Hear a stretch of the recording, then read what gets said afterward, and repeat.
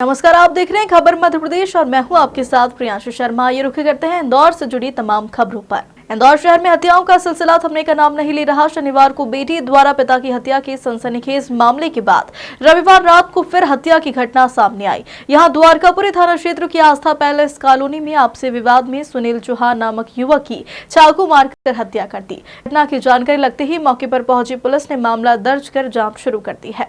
द्वारकापुरी में एक युवक की चाकू मारकर हत्या कर दी गई है, सर क्या है पूरा मामला? कल द्वारकापुरी थाना क्षेत्र में जो एक ऋषि पैलेस करके जगह है उसके पास लगभग 10 बजे की घटना है।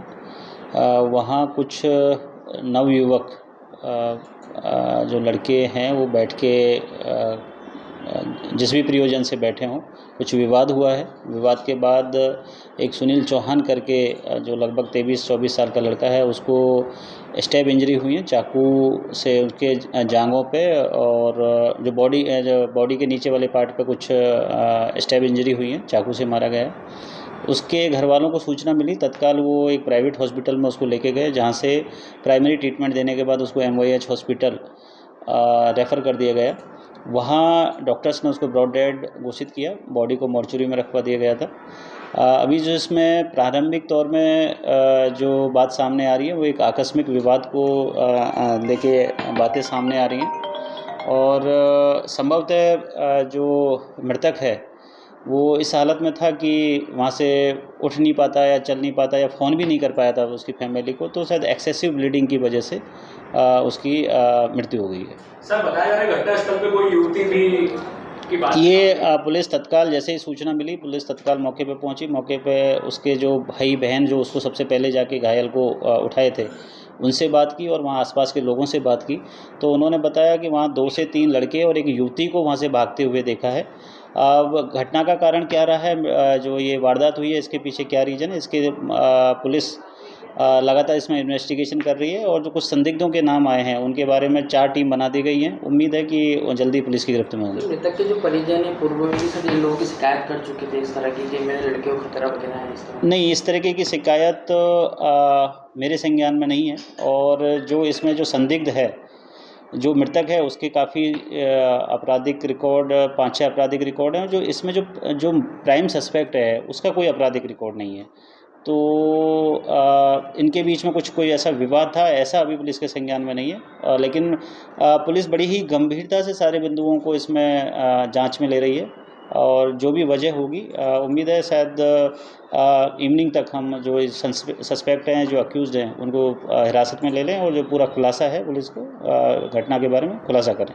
इंदौर में काबुली चना ट्रेडर्स एसोसिएशन ने केंद्र सरकार के काबुली चना को स्टॉक सीमा के दायरे में लाने का विरोध किया है।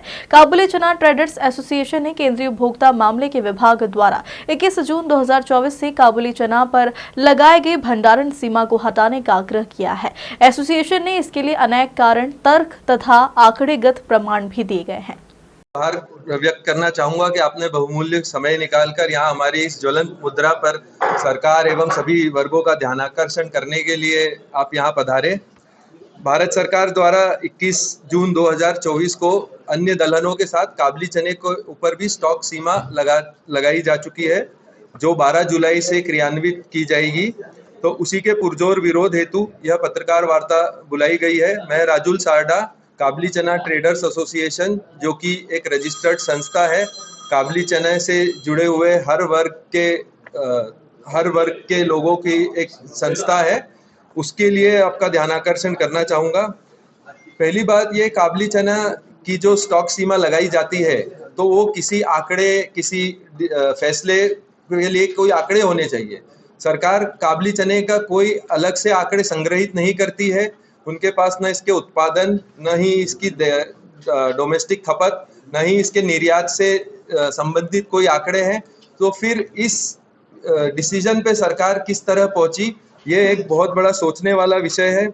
दूसरी बात, ये आत्मनिर्भर फसल है। 90 के दशक में भारत देश काबुली चने का आयात करता था, जो कि जिससे विदेशी मुद्रा देश के बाहर जाती थी।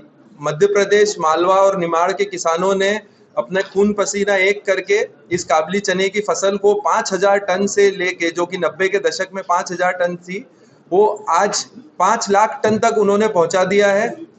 वह तभी संभव है जब किसानों को इसका उचित मूल्य मिला हो और किसानों ने इसे डॉलर चने के नाम से संबोधित किया है, क्योंकि इससे विदेशी डॉलर भारत देश में आता है और किसानों का इसमें रुचि है इस उपज को का और उत्पादन करने के लिए। आपके संगठन ने सरकार तक बात पहुंचाई है? हमने हर संभव प्रयास किया है। हमने माननीय कैलाश विजयवर्गीय जी, हमने माननीय कृषि मंत्री श्री शिवराज सिंह जी, हमने गोविंद सिंह राजपूत जी और मध्य प्रदेश के कृषि मंत्री कंसासा जी, उन सभी को ज्ञापन दिया है।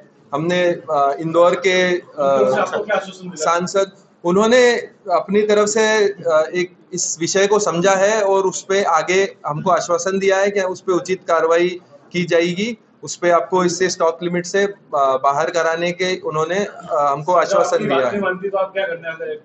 इंदौर की तुकोगंज पुलिस के हाथ बड़ी सफलता लगी है, जिसमें पुलिस ने 2 शातिर वाहन चोरों को गिरफ्तार किया, जिनकी निशानदेही पर पुलिस ने 16 मोटरसाइकिल बरामद की है, जो बदमाशों ने शहर के अलग अलग थाना क्षेत्रों से चुराई थी। पुलिस वाहन चोरों से पूछताछ करने में जुटी है, जिससे अन्य वाहन चोरी की घटनाओं के खुलासे की उम्मीद है। हाँ, काफी लंबे समय से वाहन चोरी में इजाफा देखने को मिल रहा था, जिसमें से प्रत्येक थाने के द्वारा कुछ टीमें बनाई गई। उस पर से अभी विगत दिनों में संयुक्तगंज की टीम को सफलता मिली थी और आज दिनांक को थाना तुकोगंज की टीम को सफलता मिली हुई है, जिसकी टीम के द्वारा लगभग 16 वाहन जब्त किए गए हैं चोरी के। और देखने में ये आया हुआ था कि पिछले लंबे समय से सेल्वी हॉस्पिटल और 56 दुकान के आसपास कुछ वाहन चोरियां ज्यादा हो रही हैं, तो स्थानीय स्तर पर टीआई साहब के द्वारा कुछ अपने मुखबिर तैयार किए गए थे कि कौन से संदिग्ध लोग यहाँ पे अक्सर देखे जाते हैं। तो उस पर से मुखबिर से एक सूचना मिली हुई थी कि एक व्यक्ति है जिसका मूवमेंट देखा जाता है, तो वहाँ के सीसीटीवी कैमरे तलाशे गए थे, उसमें से एक संदिग्ध व्यक्ति दिख रहा है।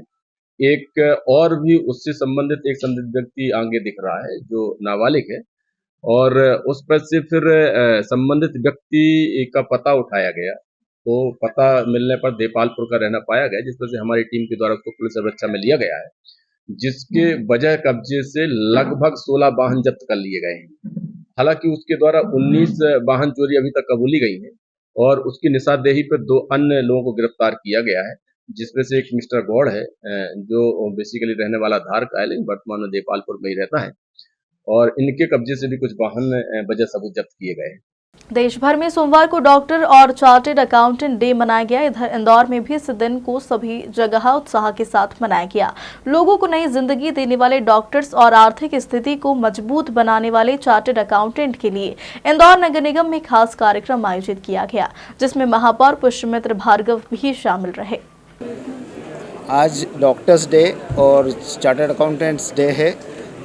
महापौर जी के एक अच्छा प्रयास के द्वारा नगर निगम के इस सभागृह में एक आयोजन सम्मान समारोह आयोजित किया गया, जिसमें डॉक्टर्स को भी, जो सीनियर डॉक्टर्स और जिनके समाज में जिन्होंने चिकित्सा जगत को ऊंचा उठाया, और चार्टर्ड अकाउंटेंट्स का भी स्वागत किया गया है।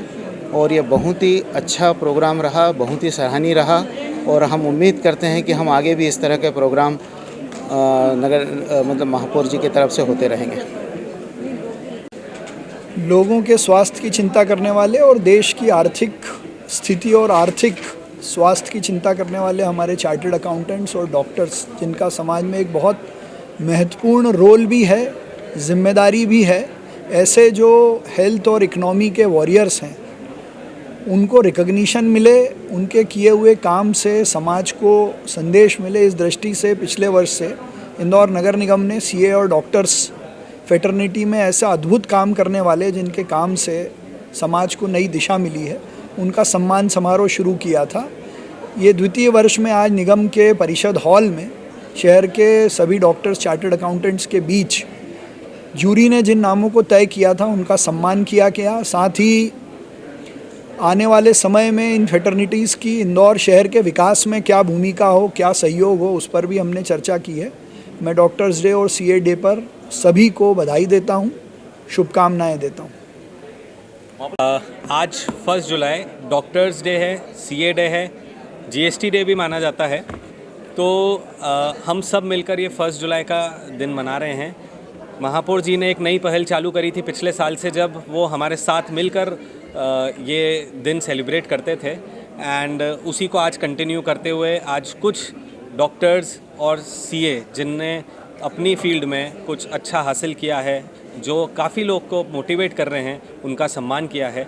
और ये एक अच्छी पहल है जिससे हम लोगों को, हम नई जनरेशन को भी आगे प्रेरणा मिलती है कि जब हम कुछ अपने डायरेक्शन में, अपनी फील्ड में कुछ अच्छा काम करते हैं तो हमें आगे ऐसे महापौर जी और ऐसे कई लोग हमें सम्मानित करते हैं।